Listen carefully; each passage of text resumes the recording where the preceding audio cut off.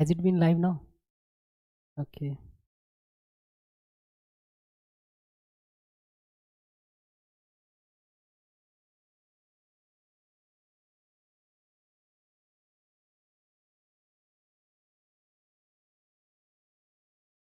Good afternoon, everyone. This is Mr. Dheeraj, your mentor of English, and I welcome over here everyone. आज की class में हम solve करेंगे previous years exam में पूछे हुए उन क्वेश्चंस को। क्लियर? तो आज की क्लास जहाँ होने जा रही बहुत ही बेहद इंपॉर्टेंट। कहाँ गया पीडीएफ?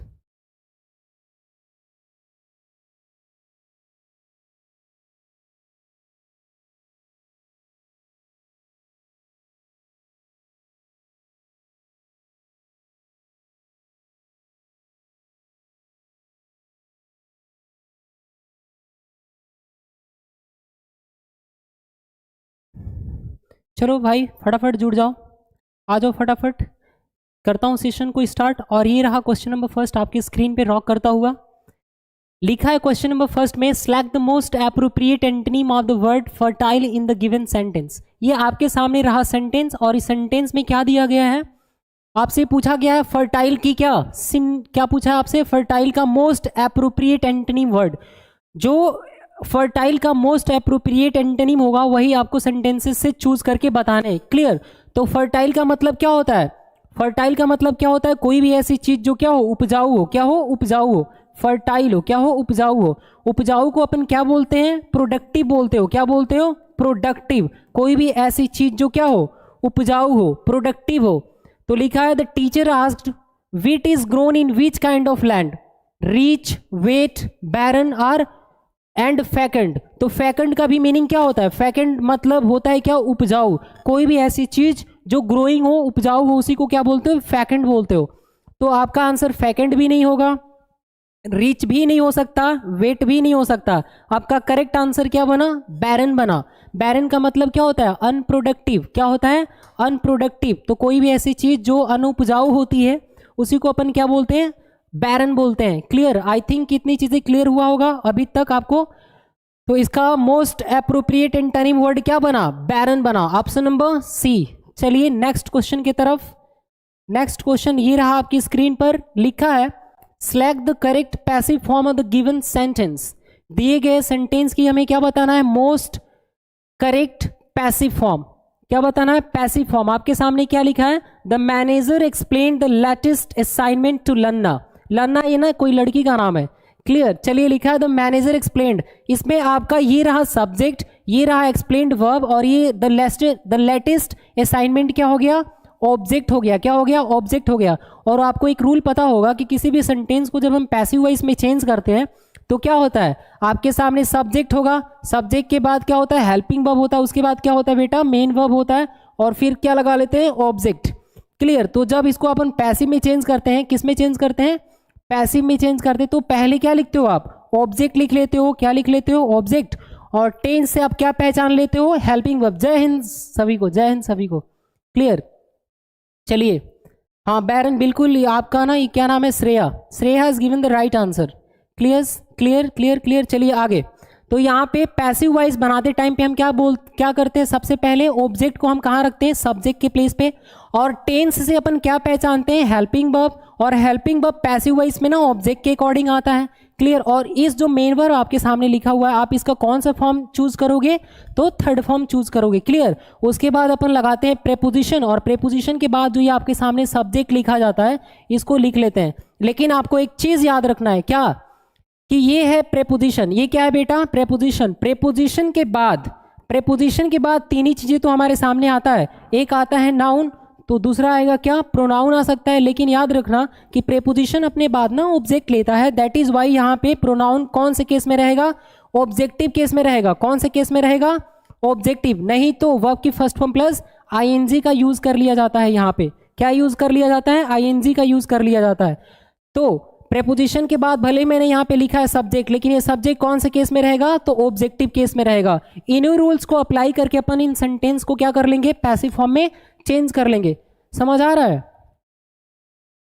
चलिए, क्या यहाँ तक चीजें क्लियर हुई हैं? क्या आपको कोई भी दिक्कत है यहाँ तक? उम्मीद करता हूं कोई भी प्रॉब्लम नहीं होगा। क्लियर? तो आपका ऑब्जेक्ट क्या बना? द लेटेस्ट असाइनमेंट, क्या बना, लेटेस्ट असाइनमेंट। और ये सेंटेंस किसमें लिखा है, एक्सप्लेन्ड वर्ब की कौन सी फॉर्म है, सेकेंड फॉर्म है। कौन सी फॉर्म है, सेकेंड फॉर्म है। सेकेंड फॉर्म का पैसिव वॉइस आप कैसे बनाते हो, जब मान लो सेंटेंस आपका पास्ट इंडेफिनिट होता है तो उसकी हेल्पिंग वर्ब अपन क्या लेते हैं, वाज ऑब्लिक वर ले लेते हैं, और इस वर्ब को किस फॉर्म में चेंज करते हो, थर्ड फॉर्म में चेंज करते हो। तो दिए गए ऑप्शन नंबर 2 में क्या यहाँ पे वाज ऑब्लिक वर है, नहीं है, ये यूं ही कट गया, हेड भी नहीं जाएगा, हेड भी नहीं जाएगा। आंख बंद करके आपको आंसर क्या लगा देना है, ऑप्शन नंबर ए। क्यों, क्योंकि द लेटेस्ट असाइनमेंट, और आपका असाइनमेंट कैसा है, सिंगुलर, इसीलिए यहाँ पे क्या लिख रखा है, वाज। अगर वर भी देता इन ऑप्शंस में तो क्या होता, वो गलत होता। तो the latest assignment was explain to Lanna by the manager. I think कि चीज़ें यहाँ तक क्लियर हुई होंगी बेटा। अगर आपको कोई भी प्रॉब्लम है तो कमेंट बॉक्स आपको आपके फ़ोन में नज़र आ रहा होगा, वहाँ पे अपने ना दिक्कत को क्या करेंगे, लिख के मेरे तरफ भेज देंगे। चलिए अगला प्रश्न है, लिखा हुआ है select the most appropriate synonym of the given word. दिए गए वर्ड का हमें क्या बताना है, मोस्ट एप्रोप्रिएट सिनोनिम बताना है। क्या बताना है, मोस्ट एप्रोप्रिएट सिनोनिम बताना है। क्लियर, तो आप क्या लगाओगे यहाँ पे मेरे लाल, ट्रांजिएंट। ट्रांजिएंट को हम क्या बोलते हैं, कोई भी ऐसी चीज जो क्या हो, क्षणिक हो, क्या हो, एफेमरल हो, क्या हो, ephemeral, ephemeral, ephemeral. Clear, ephemeral, ephemeral मतलब क्या होता है, क्षणिक। जो उसको आप क्या बोलते हो, ट्रांजिएंट। ट्रांजिएंट मतलब भी क्या होता है, क्षणिक। या आप उसको दूसरा शब्द में क्या बोलते हो, फ्लीटिंग। क्या बोलते हो, फ्लीटिंग। जो चीजें होती है क्या, टेम्परेरी। क्या होता है, टेम्परेरी, उसी को क्या बोलते हो, ट्रांजिएंट बोलते हो। तो ट्रांसफॉर्म तो होगा नहीं, आपका ट्रांसफॉर्म नहीं हो सकता है। आपका ट्रांसमिट, किसी चीज को फैलाना। ट्रैप, ट्रैप मतलब जैसे मान लो कि यार ना वो तो मेरे को अपने ट्रैप में फंसा लिया था, तो ट्रैप मतलब किसी को अपने जाल में फंसा लेना, ये भी आपका आंसर नहीं जाएगा। आपका आंसर क्या जाएगा, टेम्परेरी। अभी मैंने यहाँ पे बताया था ना लास्ट में। तो ट्रांजिएंट, ये क्वेश्चन नंबर 3 में जो लिखा है, इसका मोस्ट एप्रोप्रिएट सिनोनिम क्या बनेगा आपके सामने, ट्रांजिएंट का सिनोनिम बनेगा आपके सामने क्या, आपके सामने बन जाएगा टेम्परेरी। क्या बन जाएगा, टेम्परेरी। तो temporary will be your right and correct answer. चलिए, क्या यहाँ तक आपको कोई भी दिक्कत है, क्या आपको यहाँ तक कोई भी दिक्कत है। Vivek Yadav has given the right answer, yes, option number B. चलिए, ये राइट आंसर है। चलिए, अगला प्रश्न है आपके सामने, क्वेश्चन नंबर 4। चलो सॉल्व करो। लिखा है select the correct direct form the given sentence. दिए गए सेंटेंस का हमें क्या बताना है, डायरेक्ट फॉर्म बताना है। क्या बताना है, डायरेक्ट फॉर्म। इट मीन्स कि ये जो नरेशन से रिलेटेड सेंटेंस दिया गया आपके सामने, ये ऑलरेडी इन डायरेक्ट फॉर्म में चेंज किया हुआ है। इसको हमें किस में लाना है, फिर डायरेक्ट में लाना है। चलिए देख लेते हैं क्वेश्चन को। लिखा है she asked me why I had been smoking that day, कि क्यों मैं कर रहा था। चलिए, सबसे पहले लिखा है सी सेज टू मी, तो नहीं हो सकता, सी सेज टू मी तो नहीं हो सकता है। Why are you smoking today, पता है आपको, जब डायरेक्ट स्पीच में इन्वर्टेड कॉमास के अंदर आपके सामने प्रेजेंट कॉन्टिन्यूस टेंस रहता है, तो उसको इनडायरेक्ट में बदलते टाइम पे पास्ट कॉन्टिन्यूस में चेंज करते हैं। लेकिन यहाँ पे क्या लिख रखा है, पास्ट परफेक्ट कॉन्टिन्यूस लिखा है। तो ये तो आपका आंसर नहीं हुआ बेटा, ये तो आपका आंसर नहीं हुआ। ये लिखा व्हाई यू स्मोक टुडे। अब पास्ट इंडेफिनिट को हम चेंज करते हैं पास्ट परफेक्ट में, पास्ट परफेक्ट भी नहीं है ये, तो पास्ट परफेक्ट कॉन्टिन्यूस टेंस है। तो ये भी आपका आंसर होने से रहा। क्लियर, ये हमने इसको ऐसे एलिमिनेट कर दिया। क्यों, क्योंकि आपका reporting verb present indefinite tense में दिया है। क्लियर, तो ये भी आपका आंसर नहीं बना। तो फिर आपका आंसर बना क्या, आपका आंसर बना ऑप्शन नंबर फर्स्ट। क्यों, सी आस्क्ड टू मी, उसने मेरे से कहा why were you smoking today. तो ये जो पास्ट कॉन्टिन्यूस टेंस है, इनडायरेक्ट स्पीच में बदलते टाइम पे उसको हम किस में चेंज करते हैं, पास्ट परफेक्ट कॉन्टिन्यूस टेंस में चेंज कर देते हैं। कैसे, वॉज अब्लिक वर को अपन किस में चेंज करते हैं, हैड बीन में चेंज करते हो। किस में चेंज करते हो, हैड बीन में। और आपको पता है ना कि वॉज अब्लिक वर के बाद वर्ब की फर्स्ट फॉर्म प्लस आईएनजी का यूज किया जाता है। तो इधर भी क्या आ जाएगा, वर्ब की फर्स्ट फॉर्म प्लस आईएनजी। आप देख पाएंगे क्या होगा, यहाँ पे क्या लिखा है, why were you smoking today. तो टुडे को हम किस में चेंज करते हैं, दैट डे में चेंज करते हैं। किस में चेंज करते हैं, दैट डे में चेंज किया जाता है। क्या यहाँ तक आपको कोई भी दिक्कत है, do you have any problem over here. क्या यहाँ तक कोई भी इशू है related to question number from question number 1 to 4। क्या 1 से लेके 4 तक अभी भी कोई दिक्कत है, उम्मीद करता हूँ नहीं होगा। चलिए, अगला प्रश्न है हमारे सामने, लिखा हुआ है choose the option that can substitute the underline segment correctly and complete the meaning of the sentence. Clear, आपके सामने ये जो लिखा गया है ना underline part, superb and impressive child, इसमें इसको क्या करना है हमें, अगर किसी इंप्रूवमेंट की जरूरत है तो हम क्या करेंगे, इसको इंप्रूव करेंगे। क्या लिखा है, Navika is a superb and impressive child in her class. तो क्या बोलोगे आप, डेजलिंग, विविड, स्प्लेंडिड, ब्रिलियंट, क्या बोलोगे। स्प्लेंडिड मतलब तो होता है फैबुलस, क्या होता है, फैबुलस, मतलब कोई भी ऐसी चीज जो क्या हो, फैबुलस हो, मतलब कि एल्यूरिंग हो, अट्रैक्टिव हो, एल्यूरिंग हो, अट्रैक्टिव हो। क्लियर, तो ये भी आपका ऑप्शन नहीं होगा, ये भी आपका आंसर नहीं होगा। क्लियर, ये डेजलिंग तो उस चीज को बोलते हैं जो क्या होती है, रेस्प्लेंडेंट होती है, रेस्प्लेंडेंट मतलब कि चमकीला, चमकीले चीजों को अपन क्या बोलते हैं, डेजलिंग बोलते हैं। क्या बोलते हैं, क्या बोलते हैं, बोलो साथ साथ बोलते चलो, डेजलिंग।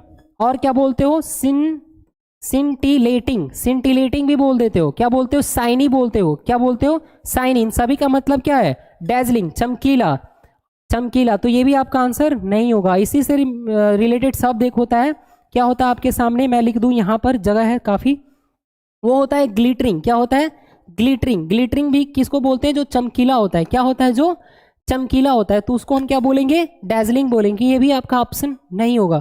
विविध मतलब क्या होता है, स्पष्ट होता है, विविध भी आपका आंसर नहीं जाएगा। जो कोई भी ऐसी चीज जो ल्यूसिड होती है, कैसी होती है, ल्यूसिड होती है, तो ल्यूसिड चीजों को हम क्या बोलते हैं, लूसिड चीजों को, प्रिसाइज चीजों को हम क्या बोलते हैं, विविध बोलते हैं। तो ये भी आपका आंसर नहीं जाएगा। तो हम इसको किससे ना रिप्लेस करोगे आप, ऑप्शन नंबर बी से, ब्रिलियंट। क्या, जो पढ़ने में जो थोड़ा बहुत तेज होता है उस लोगों को क्या बोल देते हैं लोग, अरे तू तो बहुत ब्रिलियंट हो, हमारी तो बात ही अलग है, तो उसको क्या बोलते हैं, ब्रिलियंट बोलते हैं। क्या बोलते हैं, ब्रिलियंट। चलिए अगला, नेक्स्ट प्रश्न है आपके सामने, आपकी स्क्रीन पे। D D D D ma'am कहाँ है, मैम कहाँ है। चलिए अगला प्रश्न है आपके सामने, select the most appropriate antonym of the given word. दिए गए शब्द का हमें क्या बताना है, most appropriate antonym, most appropriate antonym. चलिए, लिखा है काजुअल, काजुअल लिखा है, कैजुअल, सॉरी कैजुअल, क्या लिखा है, कैजुअल। आपके सामने जो स्पिरिचुअल है ना, स्पिरिचुअल वर्ड नहीं होगा। पर्सनल, पर्सनल मतलब होता है क्या, इंडिविजुअल, इंडिविजुअल, इंडिविजुअल, इंडिविजुअल। क्या होता है इसका आंसर, इंडिविजुअल। इसका मीनिंग क्या जाता है, इंडिविजुअल, इंडिविजुअल, इंडिविजुअल। ये भी आपका आंसर नहीं बनेगा, इंडिविजुअल, पर्सनल। और यहाँ पे याद रखना, पर्सनल दो तरीके के होते हैं। कितने तरीके के, पर्सनल, ये आपके ना डिफेंस के एग्जाम में पूछा जाता है। पर्सनल, पर्सोनेल, पर्सोनेल, यहाँ पे ई रहेगा, ठीक। ये पर्सनल, ये पर्सनल आपके सामने एडजेक्टिव है, क्या है, एडजेक्टिव। और ये पर्सनल, पर्सनल में ना क्या होता है, पर्सनल, पर्सनल, पर्सनल, पर्सनल में डबल एन होता है, क्या होता है, डबल एन होता है। क्लियर, चीजों के स्पेलिंग को भी आपको ध्यान में रखना है, पर्सनल। तो ये पर्सनल ना जो कर्मचारी होते हैं, जो गवर्नमेंट कर्मचारी होते हैं, उनको बोला जाता है। और याद रखिएगा कि इसका सिंगुलर और प्लूरल फॉर्म दोनों एक ही में होता है। जैसे होता है ना सिप, सिप का सिंगुलर और प्लूरल फॉर्म दोनों एक ही में होता है, एक ही जैसा होता है। तो आपको इन चीजों को भी ध्यान में रखना है। ट्रेडिशनल, ट्रेडिशनल भी नहीं जाएगा इसका आंसर। देखो, एक होता है हैबिट, क्या होता है बेटा, एक होता है हैबिट, तो दूसरा होता है क्या, कस्टम, और तीसरा क्या होता है, ट्रेडिशन। मैं एक एक चीजों को एक्सप्लेन करते हुए चलूंगा। देखो, जो हैबिट होती है ना, किसी की पर्सनल होती है। ये जो हैबिट होती है, आप 8 बजे रोज सो के उठते हो, तो ये तो आपकी पर्सनल हैबिट है, पर्सनल हैबिट है। क्लियर, तो पर्सनल हैबिट, हैबिट किसी की पर्सनल होती है। वही किसी की हैबिट धीरे धीरे चलन बन जाए, अगर वही किसी की हैबिट, किसी की हैबिट धीरे धीरे चलन बन जाए, तो उसको हम क्या बोलते हैं, कस्टम बोलते हैं। और वही कस्टम, वही चलन धीरे धीरे जब हमारे परंपरा में समाहित हो जाता है, तो हम उसे क्या बोलते हैं, ट्रेडिशन बोलते हैं। क्लियर, तो ये आपका ट्रेडिशन भी नहीं जाएगा। तो कैजुअल का मोस्ट एप्रोप्रिएट एंटोनिम वर्ड क्या होगा, फॉर्मल होगा। क्या होगा, फॉर्मल। उम्मीद करता हूं एक एक बारीकी आप समझ पा रहे होंगे। क्लियर, चलिए अगला, चलिए अगला, ये कुछ, ये किसका, बच्चों को रंग ना पढ़ाओ, पीछे वो ऊपर गया, ये वो भाई ग्रेजुएशन कंप्लीट हुआ, कौन है,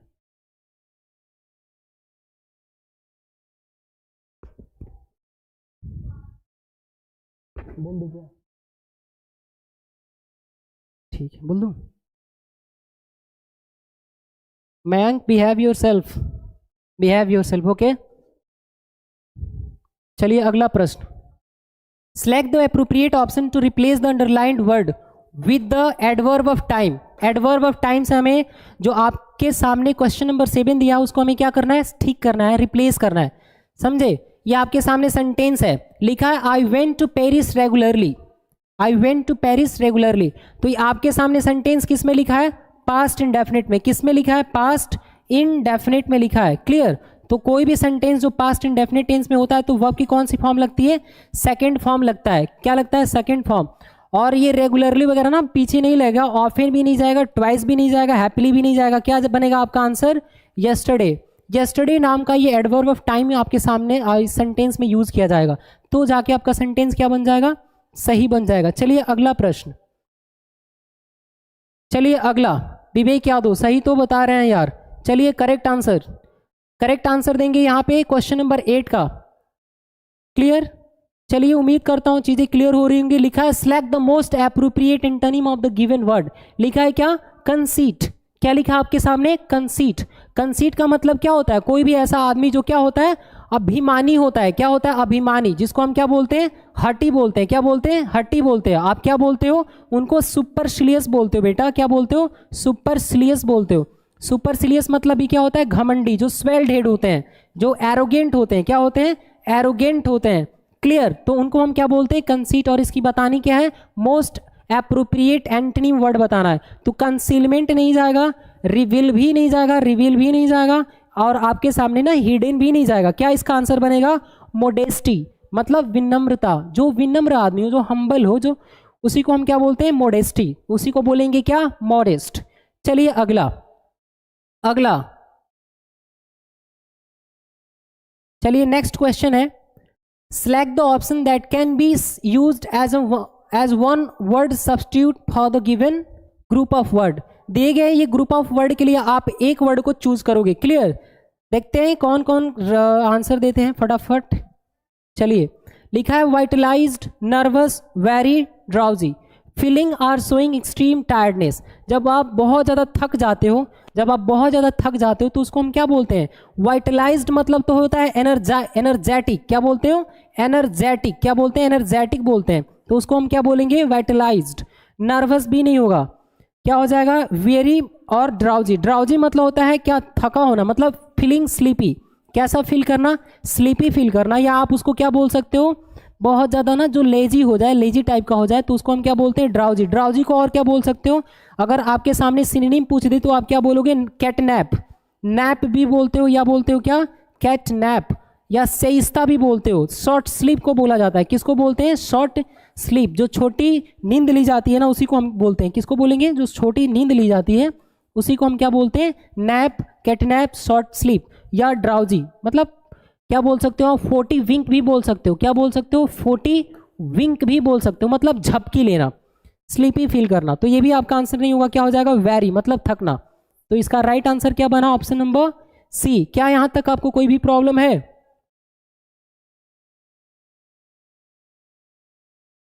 संदीप कुमार पूछ रहे हैं गुरुजी आप भी यूपी पेपर लीक करवा के आए हो क्या। नहीं बाबा, ऐसा नहीं है। और आपको पता होना चाहिए कि यूपी पेपर जो ना ऑफिशियली आपके सामने क्या कर दिया गया है, रद्द कर दिया गया है, एब्रोगेट कर दिया गया है, और आने वाले ना 6-7 महीने में फिर से रिकंडक्ट कराया जाएगा। चलिए अगला प्रश्न आपके सामने है, question number 10। The question below consist of a set of labelled sentences.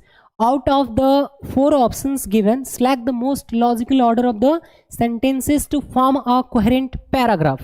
चलिए ये जो आपके सामने 4 सेंटेंसेस दिए गए ना, ये एक्चुअली में PQRS से उठाया गया क्वेश्चन है जो आपके एग्जाम में पूछता है।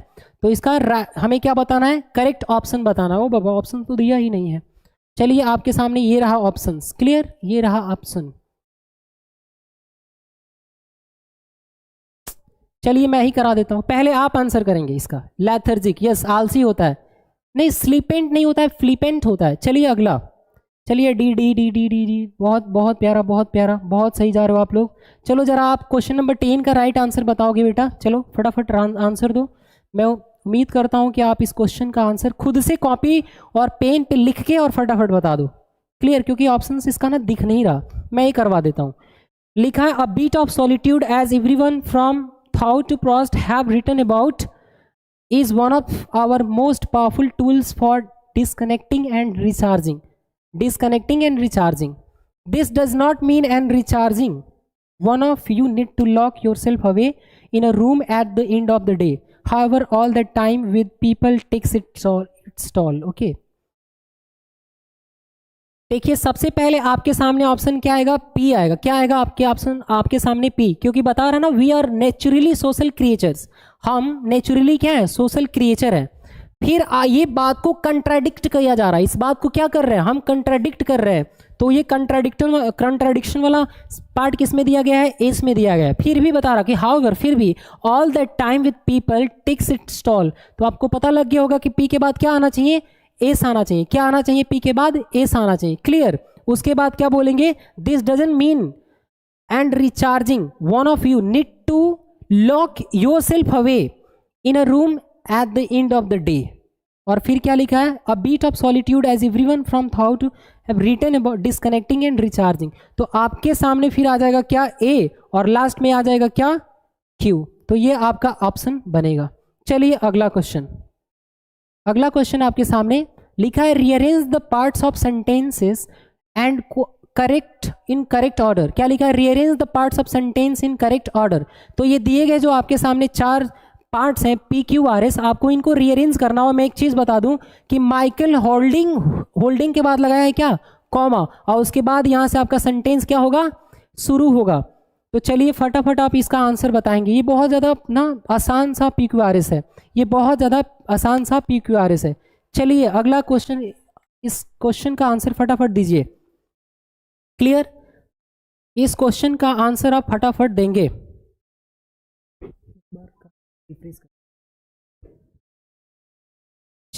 ठीक, चलिए तो मैं इसको कराता हूं. लिखा है माइकल होल्डिंग, आपको नजर आ रहा होगा क्या, कॉमा, और कॉमा के बाद आने वाला ये हु क्या है.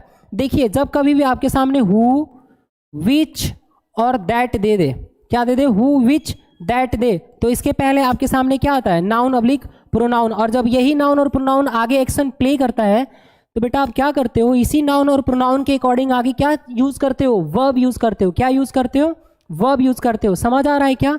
तो इसीलिए क्या करोगे, माइकल होल्डिंग कॉमा हु, ये माइकल ही आगे एक्शन प्ले करेगा. तो हु के बाद ये आपका जो सब रिलेटिव प्रोनाउन है, आपको क्या चाहिए, वर्ब चाहिए. मैंने क्या बताया यहाँ पे, क्या चाहिए, वर्ब चाहिए. तो वर्ब किस पार्ट में है, क्या पार्ट नंबर पी में है, नहीं है. तो क्या पार्ट नंबर पी में है, नहीं है. तो पी नंबर पार्ट नहीं होगा. कमेंट्री ये भी नहीं होगा. हिज ये भी नहीं हो सकता. तो ऑप्शन नंबर किससे स्टार्ट होगा, आर से होगा. किससे स्टार्ट होगा, आर से. तो Michael holding who was a member of the sky sports. Clear. अब आपको समझ आया होगा कि ऑप्शन नंबर किससे स्टार्ट होगा, पी से स्टार्ट होगा. क्या ऑप्शन नंबर ए में पी दिया है, नहीं. क्या 2 में दिया है, नहीं. 3 में दिया है, नहीं. तो आने वाला जो ऑप्शन नंबर 4 होगा ना, वही आपका करेक्ट आंसर बनेगा. क्या बनेगा, आपका करेक्ट आंसर बनेगा. तो यहाँ पे आपका क्या रहा, करेक्ट आंसर. पी के बाद आएगा एस, और एस के बाद आएगा क्यू, और क्यू के बाद आर लास्ट में आ जाएगा. ये क्या बनेगा, आपका करेक्ट आंसर बनेगा. चलिए अगला प्रश्न आपके सामने क्या है, 12 नंबर क्वेश्चन. संगम कुमार, पीछे वाला क्वेश्चन का आंसर तो आप ऑप्शन में भी नहीं है. हाँ ऑप्शन में नहीं दिया है, वो ना टाइप करते टाइम पे छूट गया होगा. कोई बात नहीं, टाइपर से बोल देंगे, अच्छे से वो टाइप करेंगे, ताकि आने वाले हम जो भी क्लासेस लेंगे उनमें ऐसा दिक्कत ना आए. लिखा है select the option that expresses the given sentence in passive voice. ठीक है, अभी तो हमने पैसिव वॉइस का रूल थोड़ा बहुत समझाया आपको. लिखा है robin rolled the marble through a small plastic pipe.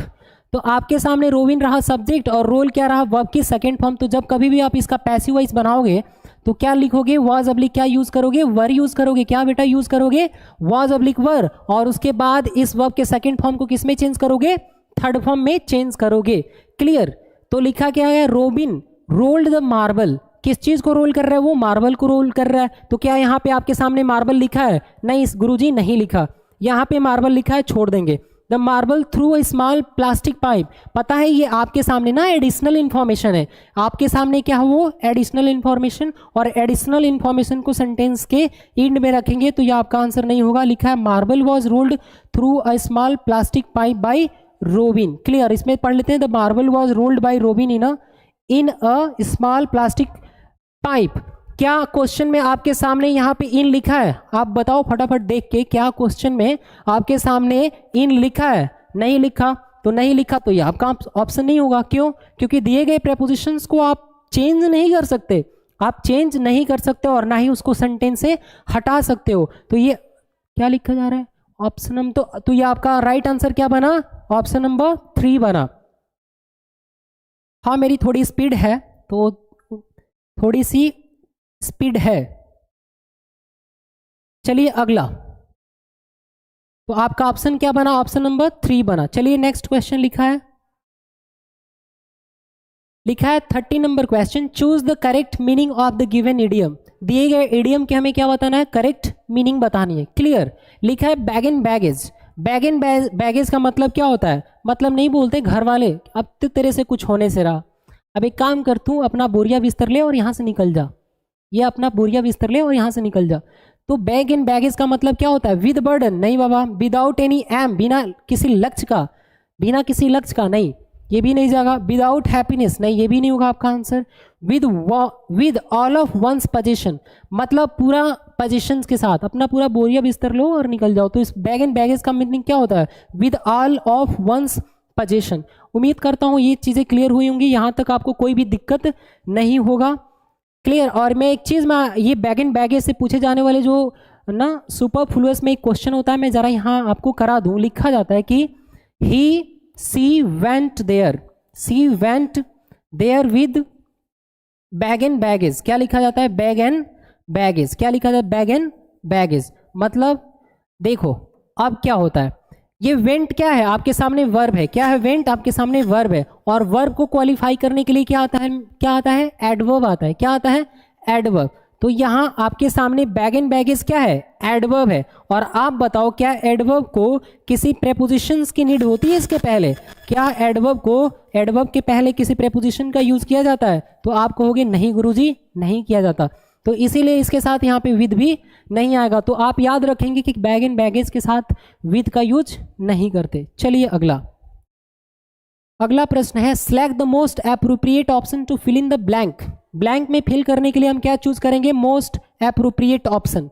क्या चूज करेंगे? Most appropriate option. लिखा है it is difficult for her to dash. It is difficult for her to dash. तो टच अ सेक्रेट नहीं होता, मेक अ सेक्रेट नहीं होता, cry अ secret नहीं होता। आपको याद होना चाहिए कि कुछ वर्ब्स होती हैं डिलैक्सिकल। कैसी वर्ब होती है? कुछ वर्ब होती हैं डिलैक्सिकल। डिलैक्सिकल कैसी वर्ब्स होती हैं? डिलैक्सिकल वर्ब्स होती हैं।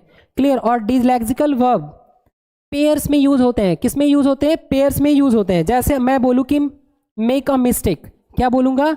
मेक अ मिस्टेक बोला जाता है। Make a mistake, make a mistake. आप अगर इसको बोलोगे डू अ मिस्टेक तो गलत है।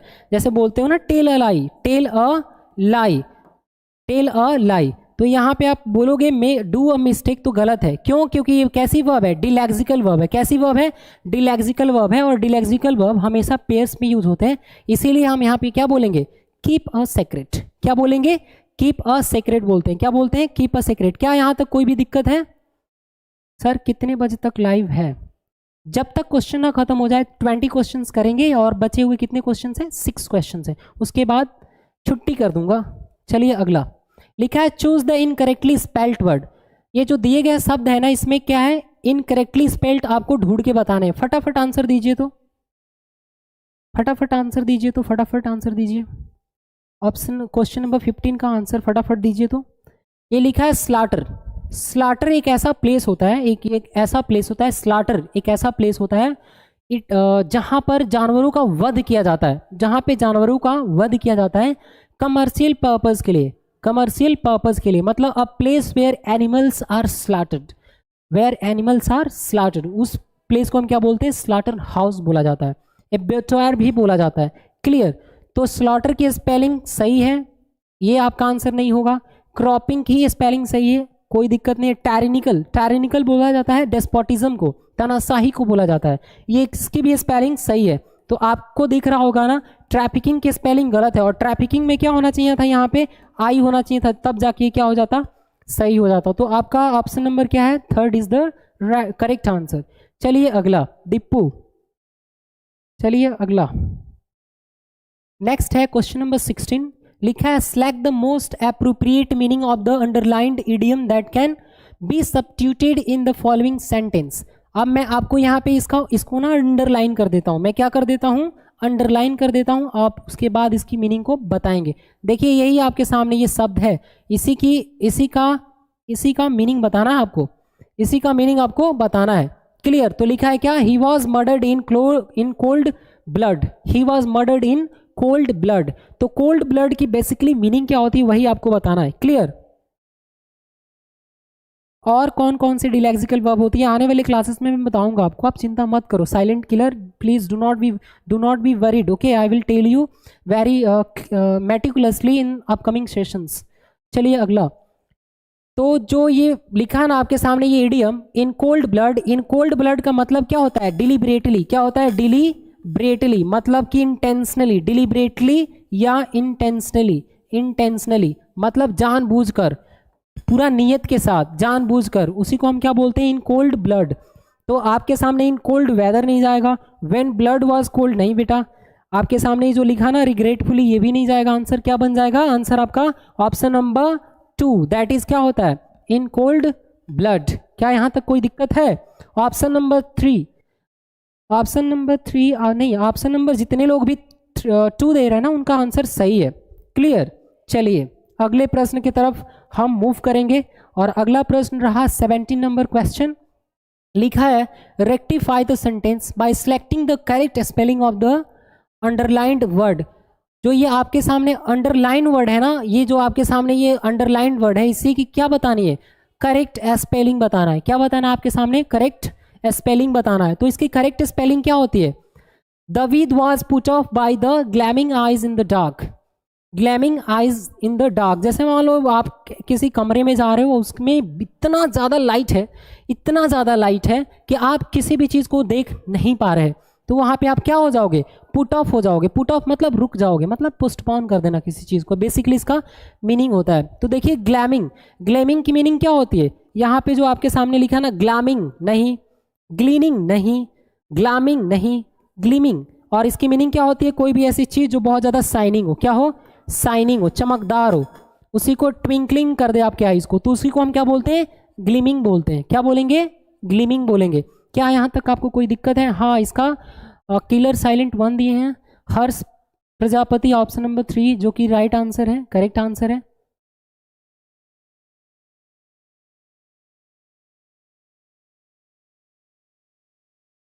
हाँ, आप लोग का आंसर्स मैं देख लूंगा। Silent killer I will see your answer, कोई दिक्कत नहीं होगा, ठीक है, मैं आगे से देख लूंगा आपका आंसर। चलिए अगला प्रश्न है हमारे सामने, क्वेश्चन नंबर 18। कौन सा, क्वेश्चन नंबर 18।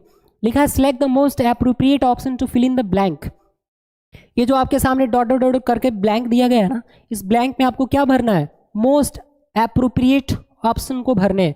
लिखा है the planets are dash around the sun. जितने भी ये जैसे मान लो आपके सामने प्लेनेट है ना, उस सन के क्या करते हैं, चारों तरफ क्या करते हैं, रिवॉल्व करते हैं। क्या करते हैं, आपने हमेशा क्या सुना है, रिवॉल्व, सर्कल, रोटेटिंग और राउंडिंग नहीं होता है। क्या आंसर जाता है, रिवॉल्विंग जाता है। क्या आंसर जाता है, रिवॉल्विंग जाता है। हाँ, साइलेंट किलर 1 दिए हैं जो कि राइट आंसर है, Harsh Prajapati, you know this answer is wrong. चलिए अगला प्रश्न है क्वेश्चन नंबर 19। क्या है आपके सामने, क्वेश्चन नंबर 19। लिखा है the following sentence has been divided into parts, one of them may contain an grammatical error. Select the part that contains the error from the given options. If you don't find any error, mark no error as your answer. It means basically ये error spotting का question है, आपको उस part को बताना है जिस part में क्या है, एरर है। क्लियर? तो हम पढ़ेंगे क्वेश्चन को, पहले आप लोग आंसर दो फिर मैं बताऊंगा। Clear? Firstly give me your answers, then I will explain the things. The child was gazing longly at the toy. The child was gazing longly at the toy. देखो ये जो आपके सामने जो ना गेजिंग वर्ड लिखा है, गेजिंग कई तरीके से यूज होता है। जैसे मान लो आप गेज करते हो, फिर ग्लेयर करते हो, ग्लेयर, गेज और ग्लैंस, फिर क्या बोलते हो, ग्लिम्स बोलते हो, या इसके अलावा आप सी, वॉच, लुक। क्लियर? लुक भी बोलते हैं ना हम लोग क्या बोलते हैं, लुक भी बोलते हैं। तो देखिए ग्लेयर मतलब कहीं गुस्से से घूरना होता है, गुस्से से ऐसे आंखें गड़ा के किसी पे देखना, तो क्या कर लेगा तू, ऐसे आंखें गड़ा के देखना, तो उसी को क्या बोलते हो, ग्लेयर बोलते हो। क्या बोलते हो, ग्लेयर बोलते हो। गेज मतलब भी कहीं पे ना घूरना, गेज मतलब क्या होता है, घूरना होता है। और ग्लैंस मतलब एक झलक किसी चीज को देखना। ये आपके सामने ग्लिम्स क्या है, नाउन, किसी चीज का एक झांकी, द ग्लिम्स ऑफ इंडिया ऐसे बोलते हैं ना। सी मतलब दो सेंस आते हैं सी के, एक तो ये स्टैटिक वर्ब है। मैं जितनी भी चीजें बता रहा हूं आपको बहुत ही ध्यानपूर्वक सुनना है, केयरफुल होके सुनना है। ये जो सी होता है इसके दो सेंस निकलते हैं।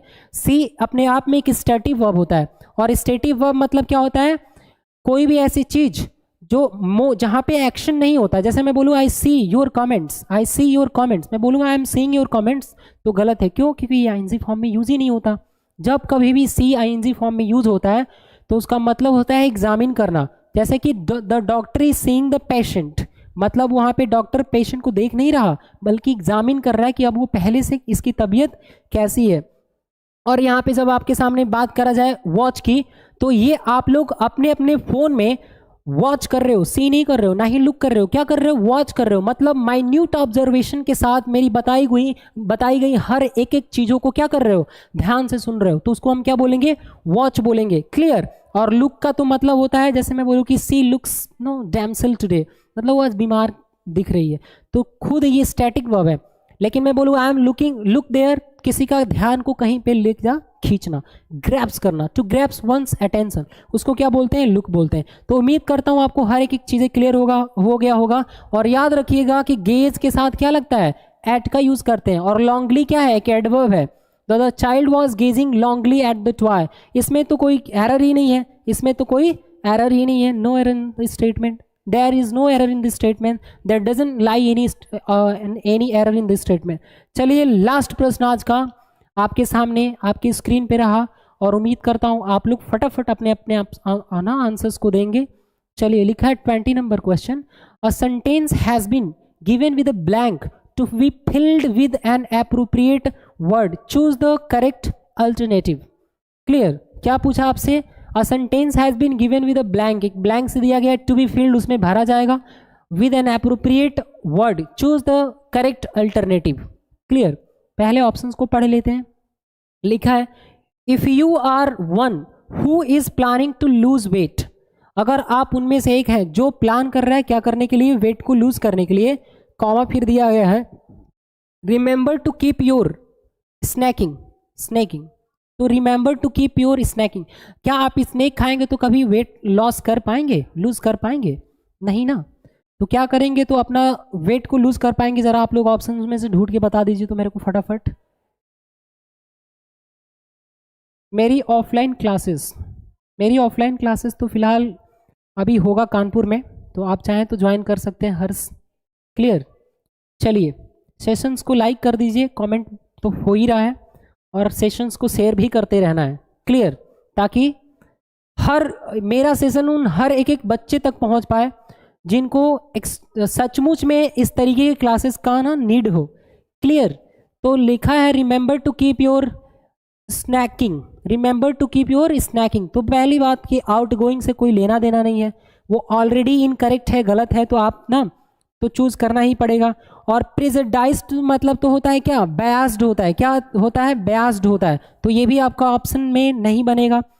अनकंट्रोल्ड भी नहीं जाएगा। आपका आंसर क्या बनेगा, क्या बनेगा गाइज, आपका आंसर क्या बनेगा, आपका आंसर बनेगा मॉडरेट। भाई उसको जितना कम हो सके ना उतना करो, तब जाके आप क्या कर पाओगे, अपने वेट को लूज कर पाओगे। तो आपका आंसर क्या बना, ऑप्शन नंबर 4, तो ऑप्शन नंबर 4 ही इसका क्या बनेगा, टू मॉडरेट योर स्नैकिंग, तब जाके आपका सेंटेंस क्या हो गया, ग्रामेटिकली करेक्ट हो गया।